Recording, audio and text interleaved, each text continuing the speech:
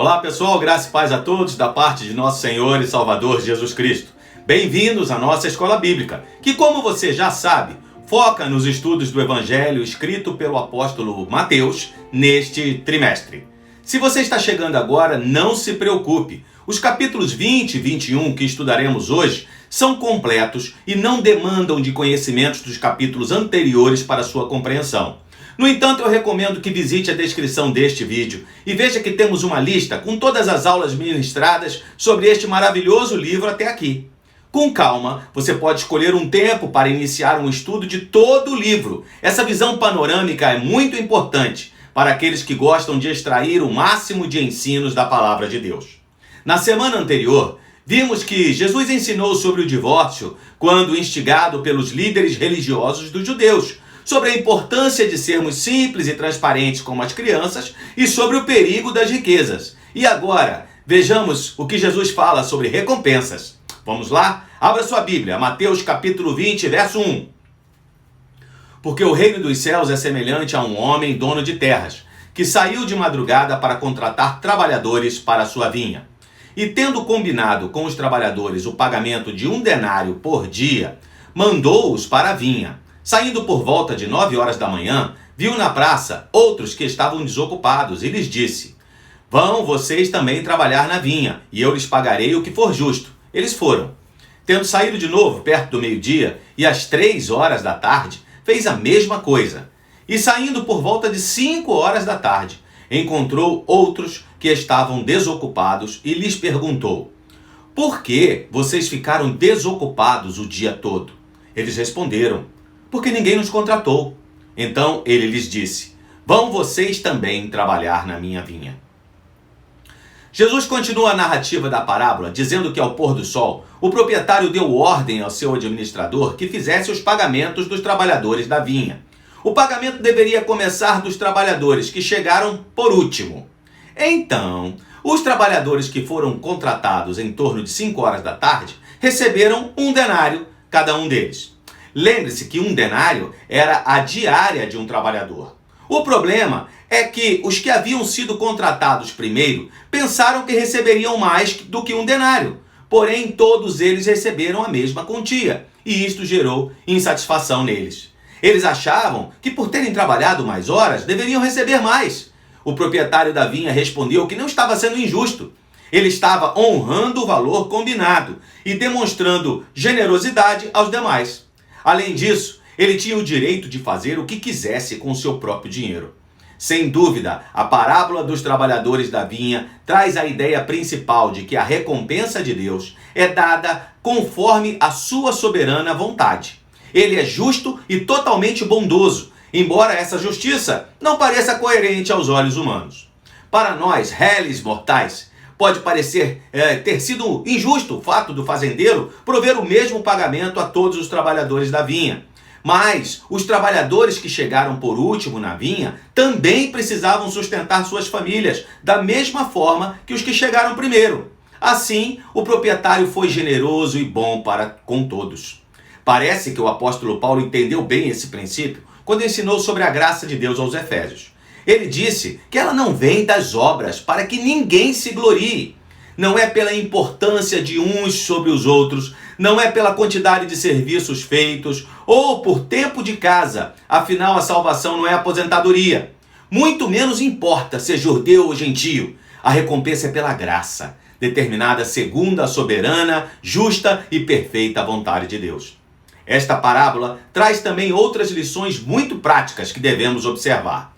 Deus nos chamou quando não tínhamos serventia, sem um propósito. Estávamos mortos em nossos delitos e pecados, e Ele veio ao nosso encontro e nos convocou para o trabalho em sua obra. Outra lição muito importante na parábola é em relação à inveja. Quantas vezes questionamos a Deus por ter abençoado alguém que julgamos menos digno do que nós? Por fim, devemos entender o nosso lugar. Precisamos entender que Deus não deve nada para homem algum, e é impossível para o homem negociar com Deus. A recompensa é dele e ele dá a quem quiser, o quanto quiser e da forma que quiser. Cabe a nós reconhecermos que ele é sempre justo em todas as suas decisões. Afinal, a bondade do Senhor não pode ser medida pelas expectativas humanas.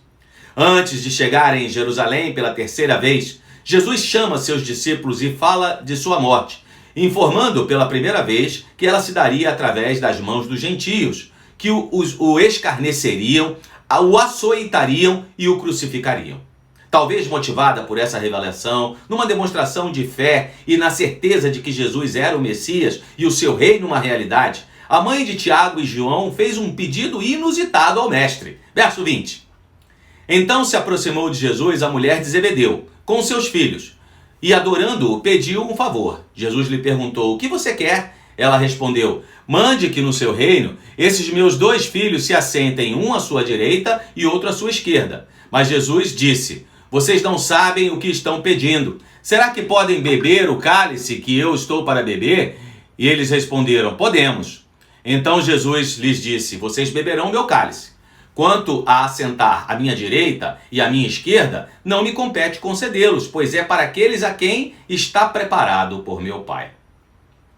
Marcos narra o mesmo episódio sem mencionar a mãe dos discípulos, que os estudiosos acreditam ser Salomé, possivelmente a esposa de Zebedeu, irmã de Maria, mãe de Jesus. E se for assim, estes eram seus primos. Quem sabe por isso se sentiram mais à vontade para fazer essa reivindicação. Jesus deixou bem claro a eles que a decisão sobre primazia no reino de Deus cabe exclusivamente a Deus. Mas os discípulos têm o privilégio de compartilhar do sofrimento de Jesus e de servir a todos, seguindo o exemplo do Filho do Homem.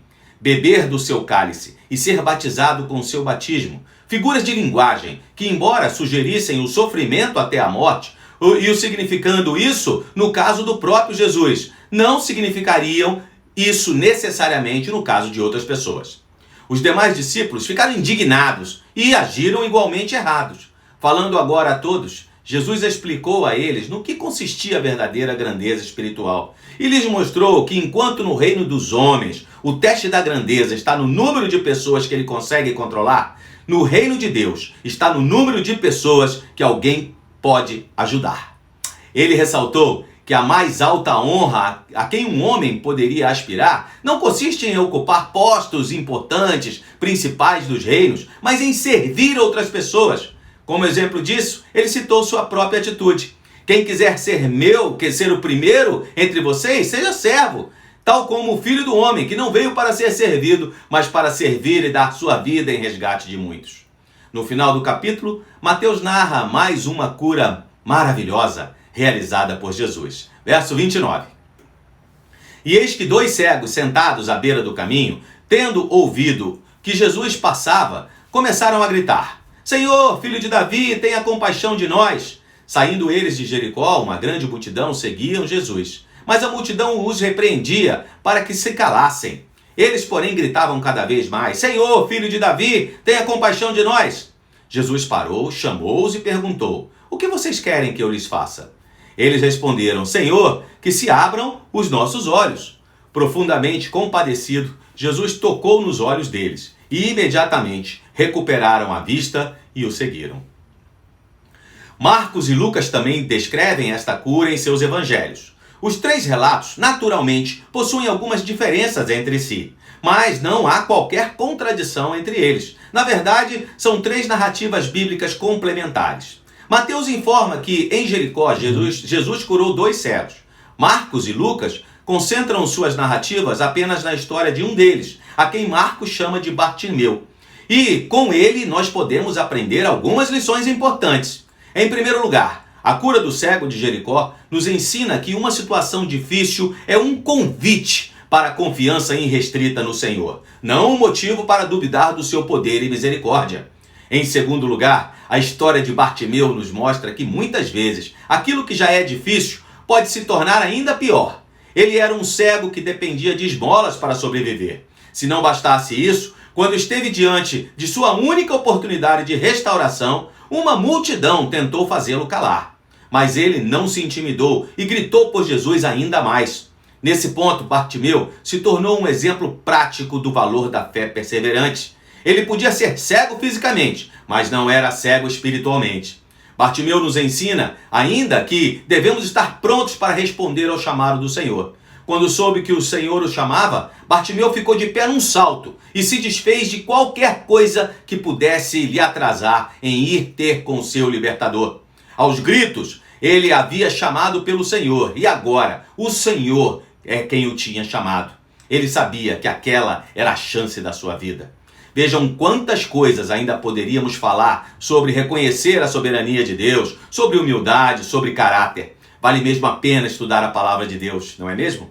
Reflita sobre essas coisas enquanto lê o texto bíblico e depois traga os seus comentários para uma de nossas salas de aula online. Aprendemos muito quando lemos a Bíblia, mas aprendemos mais ainda quando compartilhamos com outros o que aprendemos. Bem, o capítulo 21 do livro traz a chegada de Jesus a Jerusalém. A Semana da Paixão, como ficou conhecida a última semana de Jesus antes da crucificação. Durante a Idade Média, essa semana foi contada no calendário litúrgico cristão como Semana Santa. Mas a tradição reformada rejeita esse tipo de interpretação, que atribui um caráter sagrado a esses dias. Vejamos o texto. Quando se aproximaram de Jerusalém e chegaram a Betfagé, ao Monte das Oliveiras, Jesus enviou 2 discípulos, dizendo-lhes: vão até a aldeia que está diante de vocês, e logo encontrarão presa uma jumenta, e com ela um jumentinho. Desprendam e tragam para mim. E se alguém disser alguma coisa, responda: o Senhor precisa deles. E logo ele deixará que vocês tragam os animais. Ora, isso aconteceu para se cumprir o que foi dito por meio do profeta. Digam à filha de Sião: eis que o seu rei vem até você, humilde, montado em jumenta, e num jumentinho, cria de um animal de carga. Como? Jesus em um jumentinho?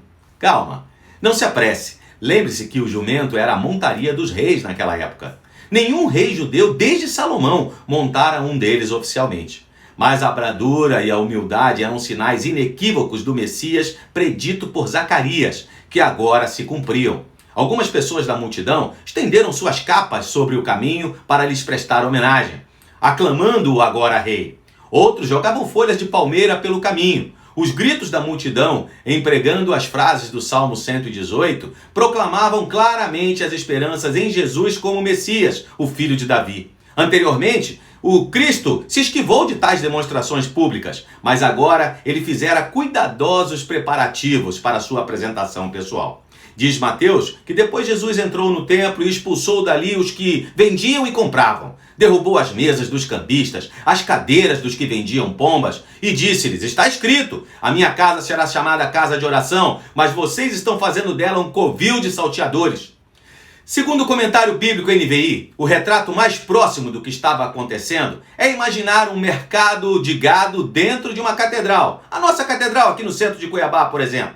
O comércio havia sido permitido porque os que vendiam tinham que pagar aos sacerdotes pela locação do espaço. O pátio, que era dos gentios, continha estábulos onde podiam se comprar animais para os sacrifícios e mesas para se trocar dinheiro estrangeiro por ciclos, moeda usada no santuário. Esse mercado, uma rica fonte de extorsão, era controlado pela família de Anás, o sumo sacerdote. Era mesmo um covil de ladrões. Um padrão que infelizmente se repetiu e se repete muitas vezes ao longo da história, sempre que alguém tenta tirar proveito financeiro da fé de alguém. Depois de ser interrogado mais uma vez pelos líderes e curar muitas pessoas, Jesus passou a noite numa cidade próxima de Betânia. Retornou na manhã seguinte amaldiçoando uma figueira que não dava frutos e ensinando mais uma vez através de parábolas. Vejam que nas questões ordinárias do dia a dia, Jesus não exercia um conhecimento sobrenatural. O que ele esperava encontrar eram alguns figos que tivessem sobrado do outono. Na altitude de Jerusalém, mesmo nas circunstâncias mais favoráveis, nenhuma figueira poderia ter tido os figos maduros na época da Páscoa. Ele não encontrou nenhum figo nela e a figueira não foi culpada por isso. Tampouco houve promessas de frutos para a safra seguinte. Segundo a NVI, a maldição da figueira evidentemente foi parabólica, para mostrar que a profissão de fé sem frutos é uma abominação a Deus.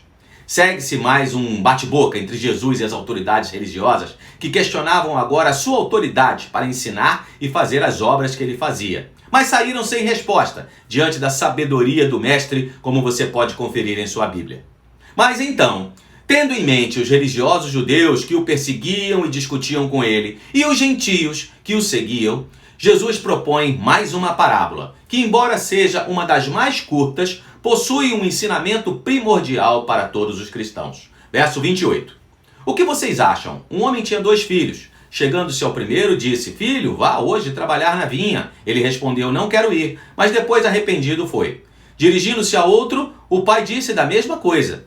Ele respondeu: Sim, senhor, mas não foi. Qual dos 2 fez a vontade do pai? Eles responderam: O primeiro.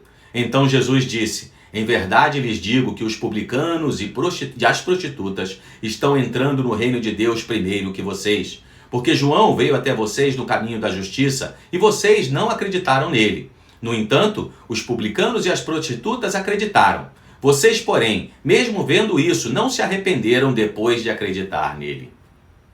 O significado dessa parábola fica bastante claro quando se percebe que os 2 filhos e os seus comportamentos representam 2 grupos de pessoa. O primeiro filho, que inicialmente disse não ao pai, mas depois se arrependeu e foi trabalhar em sua vinha, representa os publicanos e as prostitutas. Esses eram pessoas excluídas e consideradas indignas perante a religiosidade judaica. Embora com seu modo de viver inicialmente recusavam Deus, por fim eles se arrependiam e passavam a fazer sua vontade. Por outro lado, aqueles religiosos agiam como o segundo filho. Aparentemente concordavam em seguir a palavra de Deus, mas no final o resultado era apenas a desobediência. Sua imagem de piedade era falsa e corrompida. Eles diziam que obedeciam a Deus, mas isso não era verdade. Vou deixar aqui 3 aplicações para as nossas vidas. Primeiro, não existe vida com Deus sem arrependimento. O arrependimento é muito mais importante que qualquer aparência de devoção e santidade. Precisamos nos lembrar também que palavras são somente palavras. O que conta é atitude. Alguns acham que conseguem manter as aparências diante do Senhor, mas perante Deus todas as máscaras caem. Ele sabe como é o nosso rosto atrás da maquiagem. Ele conhece o nosso coração e julga as nossas intenções. E por fim, para Deus só existem 2 tipos de pessoas: os pecadores e os pecadores arrependidos. Quando Jesus usou como exemplo 2 classes de pessoas tão rejeitadas pela sociedade da época e os colocou acima dos mais influentes daquela sociedade, ele demonstrou que não existe nada que possamos fazer para tentarmos impressionar a Deus. Todos somos pecadores, mas a boa notícia é que o sangue de Jesus é poderoso para resgatar o pior dentre os homens. Com qual desses 2 filhos você mais se parece? Encerrando o capítulo e também o nosso estudo de hoje, Mateus compartilha a parábola dos trabalhadores maus, contada por Jesus ainda naquele contexto de críticas às autoridades religiosas judaicas. Ele fala de alguns lavradores maus que tentam se apoderar de maneira violenta da plantação de uvas que eles tinham arrendado. Desde o tempo antigo, a plantação de uvas representava a figura familiar do povo de Israel. O dono da plantação de uvas é o próprio Deus. Se você ler o texto de Mateus capítulo 21, entre os versos 33 e 44, verá que o destino dos mensageiros do dono da plantação, ao irem encontrar os lavradores, foi terrível. Foram espancados e voltaram para casa de mãos vazias. Esse foi o mesmo destino que tiveram os profetas. O destino que teve o filho do dono da plantação foi a morte. E Jesus quis mostrar que ele teria o mesmo destino dele, a morte. Jesus então perguntou aos que o ouviam: Quando, pois, vier o dono da vinha, que fará aqueles lavradores? Eles responderam: Fará perecer horrivelmente aqueles malvados e arrendará a vinha a outros lavradores que entregarão os frutos no tempo certo. Então Jesus perguntou: Vocês nunca leram nas Escrituras? A pedra que os construtores rejeitaram, essa veio a ser pedra angular. Isso procede do Senhor e é maravilhoso aos nossos olhos. Portanto, eu lhes digo que o reino de Deus será tirado de vocês e entregue a um povo que lhe produza os respectivos frutos. Todo o que cair sobre esta pedra ficará em pedaços, e aquele sobre quem ela cair ficará reduzido a pó. Segundo Moody, em seu comentário bíblico, a citação que Jesus fez do Salmo 118 apontava para o seu triunfo final após a rejeição. Como resultado desse triunfo, Jesus avisa que o reino de Deus será tirado da posse desses líderes e do povo judeu, por consequência, e será dado a outro povo, a igreja do Senhor Jesus, ou a nação santa, como chama Pedro, que já surgia e da qual eu e você fazemos parte. Muito bem, por hoje é só. Eu espero que você tenha gostado dessa nossa videoaula. Se você se sentiu abençoado, compartilhe este vídeo com parentes e amigos. E não esqueça de deixar o seu joinha. Muito obrigado por sua presença. Que o Senhor te abençoe e te guarde. Até a próxima, pessoal!